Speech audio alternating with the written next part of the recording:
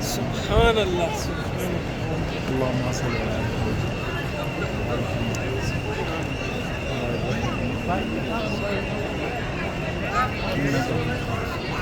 ودلتا كينين ماسدن من ودلتا كاوي